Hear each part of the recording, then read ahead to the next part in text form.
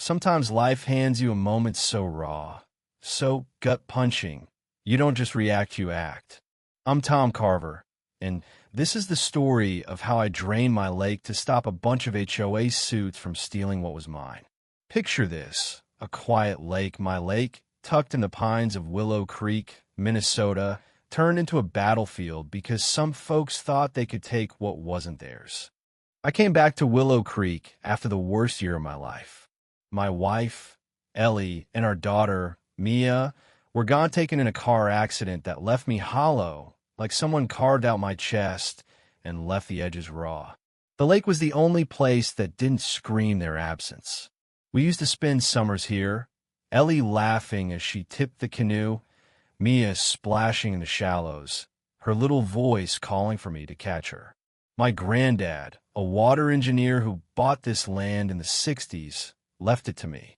It was private, always had B&O signs, no fences, just a gravel road and the kind of stillness that wraps around you like a blanket. After the funeral, I ditched the city, my job, everything, and moved into the old cabin by the water. I wanted quiet. I wanted to hear my own thoughts without the world shouting over them. At first, it was just me, the lake, and the ghosts of better days.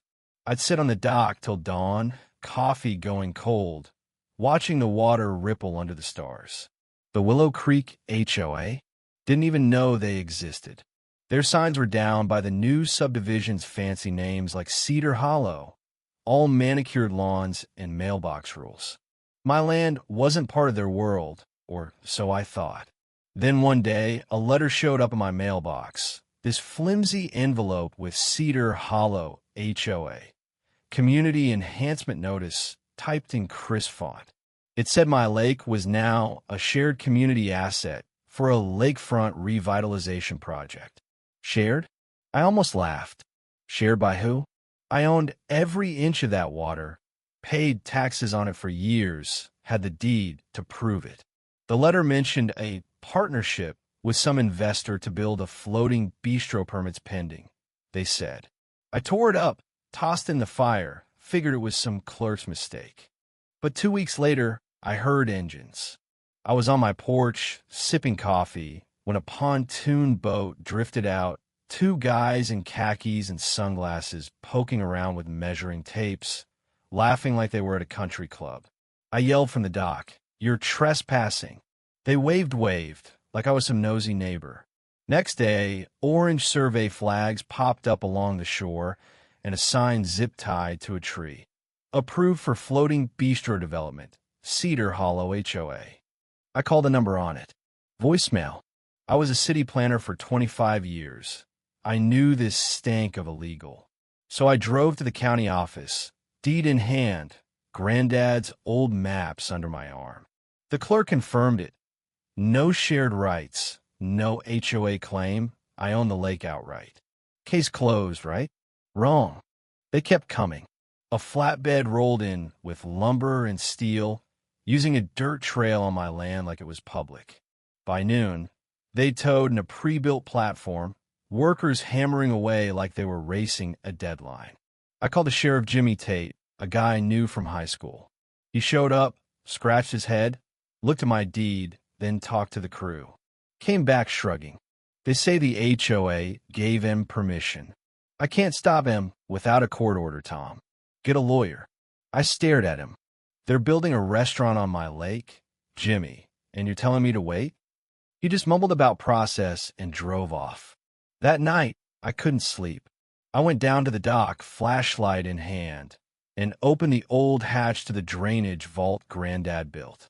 It was this concrete bunker, damp and cold, housing a sluice gate that controlled the lake's outflow to a hidden channel. I touched the steel wheel-rusted, heavy, waiting. I didn't turn it, but something in me shifted. They thought I was just some sad old man, broken by loss. They were about to learn different. For a week, it was quiet too quiet. I thought maybe they'd backed off, spooked by my call to the sheriff. Then one morning, I walked out with my binoculars and saw it, a massive platform tethered to my bluff with beams and roof brackets going up. A restaurant. right in the middle of my lake. My stomach nodded. This wasn't a mistake anymore. It was a heist. I dug through Granddad's files, found a 1971 water rights deed, private reservoir, sole ownership, no construction without title holder consent. Clear as day. I emailed it to a lawyer friend, Mike, who shot back. They're screwed. Send a cease and desist. Give him 48 hours, then file an injunction. I printed the letter, drove to the HOA's shiny new office, and slapped it on the counter. The receptionist smirked. Lake issue. I nodded, stone-faced. Make sure the board gets it. A woman stepped out, Lisa Hammond, HOA president, all sharp blazer and sharper smile. Mr. Carver, she said, like she was sizing up a pest. I'm Tom, and you're trespassing on my lake. Her smile didn't budge. We have documentation suggesting it's a community resource. I leaned in. Show me one paper that says you've got rights to my water, Lisa. County says I own it. She crossed her arms. Our council will review your letter, but this project's got momentum, community support, investors. It's happening. I stepped closer. You've got 48 hours to pull that thing off my lake, or I'll make it happen myself. She didn't flinch, just nodded like she was humoring me. I walked out, heart pounding, not from fear, from fury. They didn't stop. Walls went up, windows got installed, lights big, ugly spotlights blared across the lake into my cabin. At night, it felt like a carnival, not a sanctuary. They threw a preview party, all champagne and fairy lights, Lisa toasting Cedar Hollow's future, while neighbors clapped like it was their lake. I stood on my dock, megaphone in hand, shouting, "This is private property. Shut it down." Some guy yelled back, "Chill, Grandpa, go to bed." That was the last straw. I went to the vault, tools in hand, and studied the valve system. Granddad's notes were clear. Turn it slow, an inch at a time, and the lake would drain quietly, like a tide slipping out. I didn't do it yet. I sent more photos to Mike, filed with the zoning board, even called a blogger, Karen, who hated HOAs. She was all in, ready to blast their lies online. But every day, the bistro grew decks, wiring, music blasting. They were betting I'd give up. I didn't. One night, after their music shook my walls at 2 a.m., I made my move. I went to the vault, oiled the valve, and turned it just a quarter inch. A low hum started like the earth breathing out. Water began slipping through the channel, silent, invisible. I scheduled an email to Lisa and her board for 5:30 a.m. Drainage active. Evacuate your illegal structure. I launched my drone, recording the bistro still lit, still smug. By 3 a.m., the water was down 6 inches. By 5, the platform was tilting, its tethers straining. At 6, Karen's blog post went live. HOA's illegal bistro sinks as owner drains lake. By 6:30, Lisa was blowing up my phone. I didn't answer. I stood on my dock, watching the bistro list, furniture sliding, beams cracking.